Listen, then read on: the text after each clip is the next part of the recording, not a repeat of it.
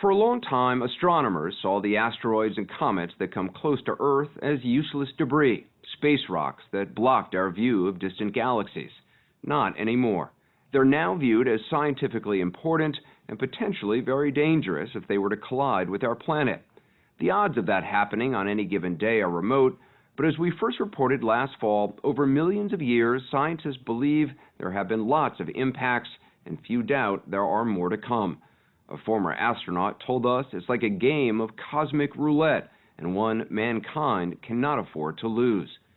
Concern over our ability to detect these objects grew after an incident in Russia last year, when an asteroid crashed into the atmosphere with many times the energy of the bomb dropped on Hiroshima, narrowly missing a city of 1 million.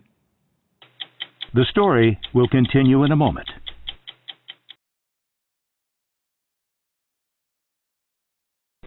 This is video of that asteroid in Russia, barreling toward Earth at 40,000 miles an hour.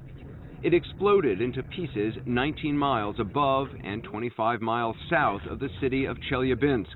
People thought it had missed them entirely until minutes later when the shockwave arrived. Shattering glass, crushing doors, and knocking some people right off their feet. More than 1,000 were injured.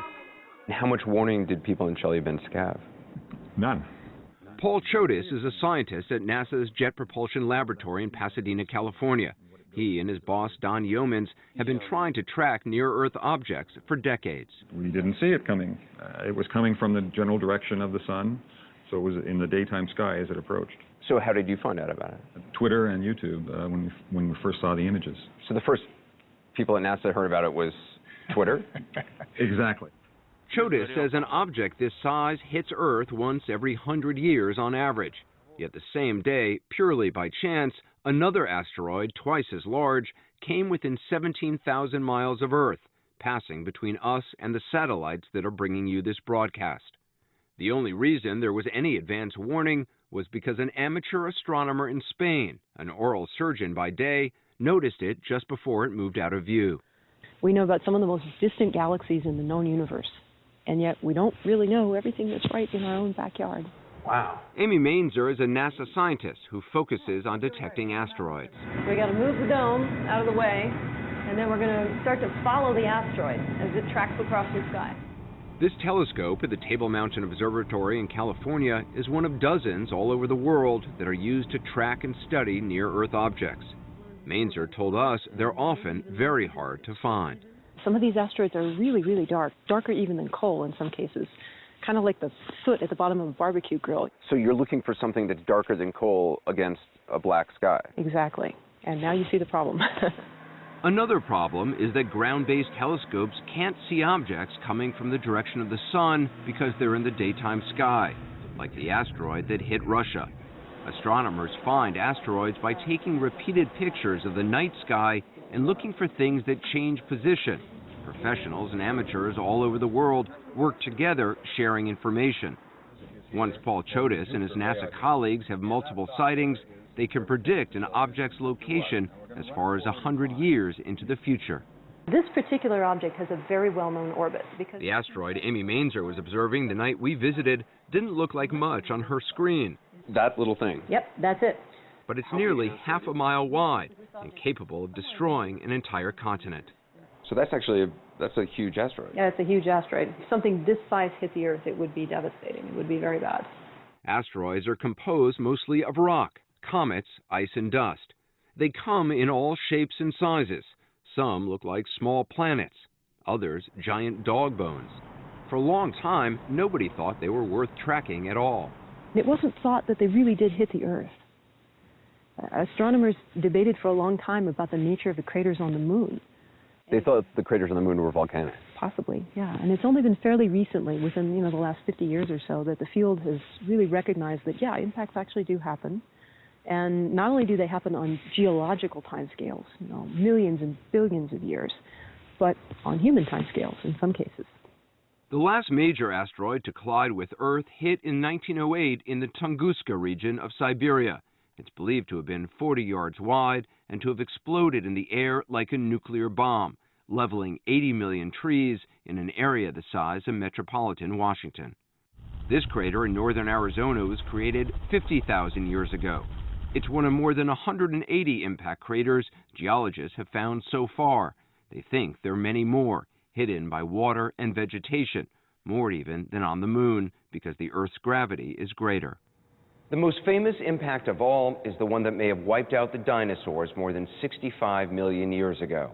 The theory is that an enormous asteroid or comet collided so violently with Earth it created a cloud of debris that blocked out the sun, killing off 75% of all species, leaving behind a crater in Mexico more than 100 miles wide.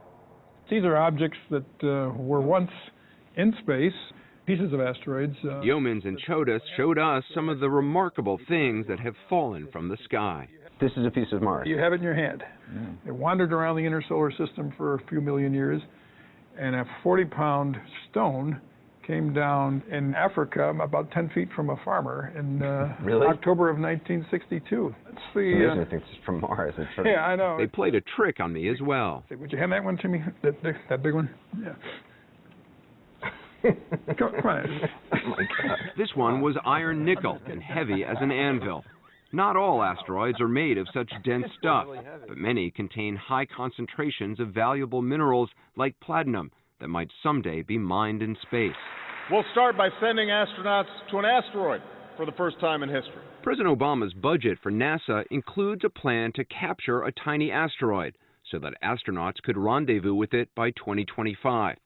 The idea is to perfect techniques needed to explore deep space and perhaps find a way to exploit the water resources that many comets and asteroids have. You could extract water from them. You can break the water down into hydrogen and oxygen, which is the most efficient form of rocket fuel. So asteroids may serve as the fueling stations and watering holes for future planetary exploration. But as the scriptwriters of the Hollywood blockbuster Armageddon vividly imagined, asteroids have the potential to harm mankind as well. For better or worse, this is what many of us know about near-Earth objects. That if Bruce Willis hadn't nuked one, it would have destroyed the world. You see these movies with Bruce Willis where an asteroid is coming and is going to destroy the world. Is that likely? No. No. We found 95% of the large ones, and none of them represent a threat in the next 100 years or so. What about the other 5%? We're still looking. He's talking about objects over half a mile wide that are big enough to cause global destruction. The problem is there are lots of smaller objects, over 40 yards in diameter, that are unaccounted for and potentially very dangerous. If you look at the light green dot, that's the orbit of the Earth. Ed Liu is a former astronaut who spent 6 months on the International Space Station. He showed us a computer-generated representation of our solar system. That's the sun in the center, and those green dots are 10,000 near-Earth objects astronomers have found so far. So these green dots are the asteroids that could hit the Earth. This is about the 10,000 known asteroids. Yes, these are the 10,000 known asteroids. Here's the problem. There's about a factor of 100 more. The real solar system looks like this. And we know this because we've only been able to observe a small fraction of the sky, and we know that there's about 100 times more asteroids than we've found. This is all the asteroids that are... There are about 1 million asteroids large enough to destroy a city out there. And right now we only know of what percent of those asteroids? About 1/2%. Does it worry you that you only know 1% of these asteroids that are big enough to destroy a city? Well, most of those are really small, and the odds are that many of these would hit in a remote area or could hit in an ocean. So that is why the larger ones are those that we were paying attention to first. Now, the next size range is the one to concentrate on, those that can cause, continent-wide extinction or destruction. Yeah, that would be pretty good to prevent that continent-wide destruction. Those are the next ones. We'll continue to find those, and we work our way down to the small ones. But right now, an object that could wipe out the eastern seaboard or New York City could be a day away, and there's a very good chance we wouldn't know about it. Well, we're working to make sure that we will know about it. But right now, we wouldn't know about it. It's possible. Yes. The Committee on Science, Space, and Technology will come to order. NASA Administrator Charles Bolden faced similar questions from Congress after the near miss in Russia last year. What would we do? if you detected even a small one, like the one that detonated in Russia, headed for New York City in 3 weeks? What would we do? If it's coming in 3 weeks, pray. Is there anything you can do to deflect an asteroid that's going to hit besides evacuating a city? If you find it 10 or 20 or 30 years in advance, then yes, you could actually send a spacecraft up, run into it, slow it down a millimeter or two per second so that in 10 or 20 years when it was predicted to hit the Earth, it wouldn't. Just slam a spacecraft into it. Slam into it. In 2005, NASA did just that as an experiment, firing a small unmanned spacecraft into a comet called Tempel 1. But you can't deflect what you don't detect, which is why former astronaut Ed Lu has taken on a new mission. Here's the telescope that we're building. He's now chairman of the B612 Foundation, which has designed a space-based telescope to speed up the discovery of near-Earth objects. NASA's Amy Mainzer has been developing one too. Both telescopes would be able to find asteroids by using infrared sensors that detect heat rather than light. But a telescope like this would cost roughly $500 million, and so far neither the United States nor any other government has committed significant funds. So the B612 Foundation is trying to raise the money privately by reaching out to individual donors. I don't think there's any other global catastrophe, global-scale catastrophe that we can prevent. This is the only one that I know of. We can solve this particular issue for the cost of building a freeway overpass. I mean, that's literally what it is. But nobody has been killed by an asteroid. Yeah. And what I'm saying is that you can't wait to that point afterwards when you say we should have done it. You have to think of this as cosmic roulette, right? The phrase that they have in Vegas is that the house always wins. And, you know, the sort of secret to all this is that we're not the house. At some point, you know, the solar system's going to get you. They're very low probability events, but very high consequence events. The problem, it seems like, is you're asking people to care about something which may not affect their lives, may not even affect their children's lives. That's true. It's a tough concept to get across because, as you say, it's something that may not happen for another 100 years, 200 years. It may happen tomorrow morning.